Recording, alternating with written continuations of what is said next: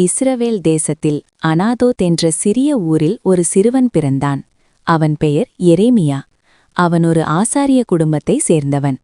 சிறுவயதிலிருந்தே அமைதியான சுபாவம் கொண்டவன், தனிமையில் சிந்திப்பவன், தேவனைப் பற்றி ஆழமாக கேள்விகள் கேட்பவன்.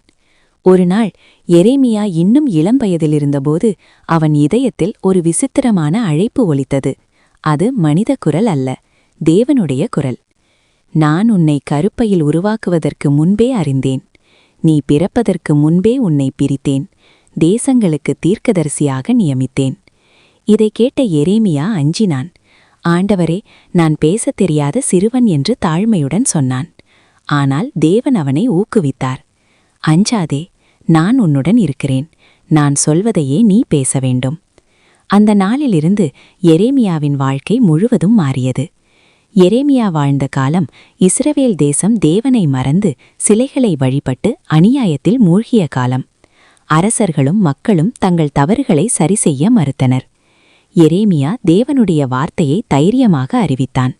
திரும்புங்கள், உங்கள் தீய வழிகளை விட்டுவிடுங்கள், இல்லையெனில் அழிவு வரும். ஆனால் மக்கள் கேட்கவில்லை. சிலர் அவனை பகைத்தார்கள், சிலர் கேலி செய்தார்கள், சிலர் அடித்து சிறையில் அடைத்தார்கள். அவன் சொந்த ஊரே அவனை நிராகரித்தது. எரேமியா மிகவும் மென்மையான மனம் கொண்டவன். மக்களின் பாவத்தையும் வரவிருக்கும் அழிவையும் நினைத்து அவன் அடிக்கடி அழுதான். அதனால்தான் அவனை கண்ணீர் தீர்க்கதரிசி என்று அழைத்தார்கள். ஒரு சமயம் அவன் மனம் உடைந்து, இனி நான் பேச மாட்டேன் என்று எண்ணினான். ஆனால் அவன் உள்ளத்தில் தேவனுடைய வார்த்தை எரியும் நெருப்பாக இருந்தது. அதை அடக்க முடியவில்லை.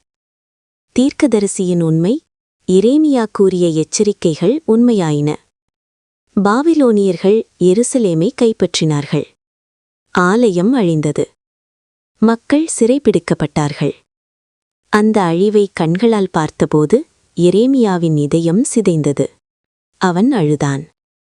ஆனால் நம்பிக்கையையும் சொன்னான். கர்த்தரின் இரக்கங்கள் முடிவில்லாதவை. அவருடைய கருணைகள் தினந்தோறும் புதியவை. எரேமியாவின் வாழ்க்கை நமக்கு சொல்லுவது இதுதான். தேவனுக்காக நிற்பது எளிதல்ல. உண்மை பேசினால் தனிமை வரும். ஆனால் தேவன் ஒருபோதும் தன் ஊழியரை விட்டுவிடமாட்டார். கண்ணீருக்குப் பின்னால் நம்பிக்கை இருக்கிறது.